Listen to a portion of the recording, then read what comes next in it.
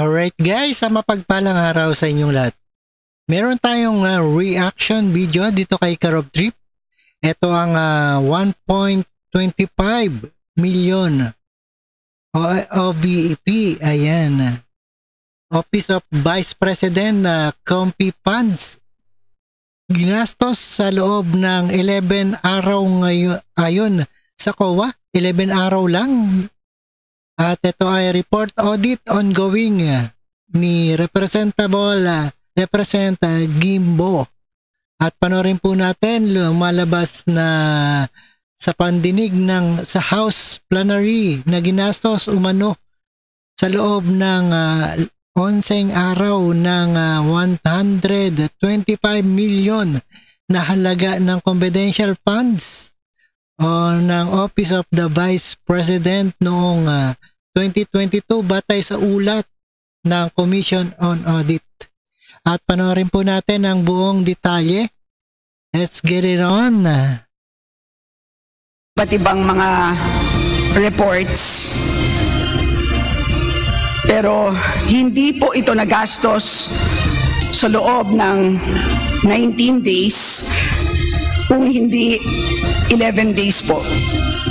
Inihayag sa plenary debates ng Kamara para sa 2024 proposed budget ng Commission on Audit o COA na ginastos sa loob ng 11 araw ang 125 million pesos na halaga ng confidential funds ng tanggapan ni Vice President Sara Duterte noong 2022. Taliwas ito sa unang iniulat na sa loob ng 19 na araw ginamit ang pondo.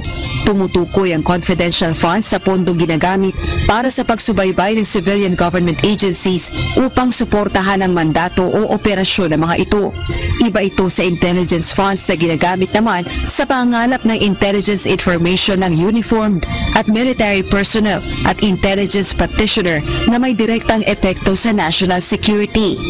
Ang revelasyon, ginawa ng COA budget sponsor at House Committee on Appropriations Senior Vice Chairperson Marikina City 2nd District Representative Stella Kimbo nang usisain ni Gabriela Partless Representative Arlene Brosas kaugnay ng issue. Bagay na ikinagulat din ng kapwa mambabatas. Ayon kay Representative Kimbo, naisumite ng Office of the Vice President o OVP ang liquidation report sa COA kaugnay ng paggamit ng pondo noong January 17, 2023. Sa kasalukuyan din, ongoing ang audit at naglabas na rin ang COA ng Audit Observation Memorandum o AOM, ang preliminary observations para sa tanggapan ni VP Duterte noong September 18, 2023. Mula sa petsang ito, may 15 araw naman ang OVP upang sagutin ang initial findings ng COA. Humingi rin ang kopya ng ulat ang Makabayan Block Lawmaker, subalit humiling ang COA na makumpleto muna ang proseso ng audit. Madam Speaker, hindi maibibigay ang AOM. Na-issue na po ang AOM, Madam Speaker, September 18. Madam Speaker, can we have a copy of the AOM? Katulad ng napaliwanag ko po kanina at napaliwanag din po ni Honorable Lagman, it is preliminary. And the reason for why the COA wants to keep it confidential is because baka maging prejudicial sa audited agency.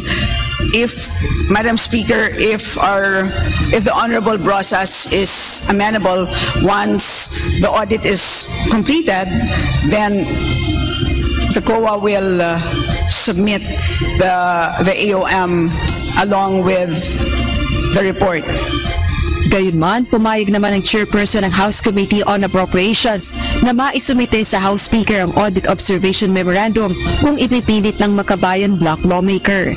Question din ni House Deputy Minority Leader at ACT Teachers Party List Representative Franz Castro kung bakit kamakailan lamang nakapag-audit ang COA sa 125 million pesos na confidential funds ng OVP.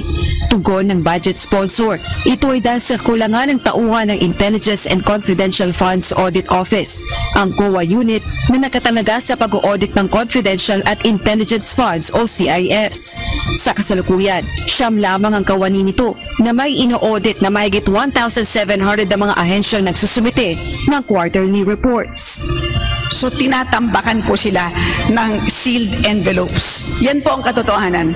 At dahil na nga lang po na naging sumabog po ang katotohanan, sumabog ang issue na to nung budget hearing ay saka lang talaga tinutukan talaga ng maigi ang issue na to. But yan ang katotohanan. Sa November 15, 2023, matatapos ng COA ang final audit nito sa CIFs ng lahat ng ahensya noong 2022. Samantala, isinusulong naman ni Representative Kimbo ang pagbuo ng isang House Special Oversight Committee upang matiyak ang transparency sa paggamit ng confidential and intelligence funds. Magkakaroon ito ng access sa ulat na isinusumite sa ilalim ng COA-DBM Joint Memorandum Circular 2015-01. Bubuin ito ng 3 miyembro ng majority block at 1 miyembro ng minority block. Layunin itong matiyak na wasto ang paggamit ng CIFs. Naniniwala ako na ang kaban ng bayan ay dapat ginagastos para sa kaunlaran ng bayan. With this Special Oversight Committee in place, COA can be assured of a partner in its bid for transparency in the use of confidential and intelligence funds. Lusot na sa plenaryo ng Kamara ang 2024 budget proposal na Commission on Audit, gayon din ng Civil Service Commission. Wala pang inilalabas na pahayag ang OVP sa isyung ito. Rosa Licuz, UNTV News.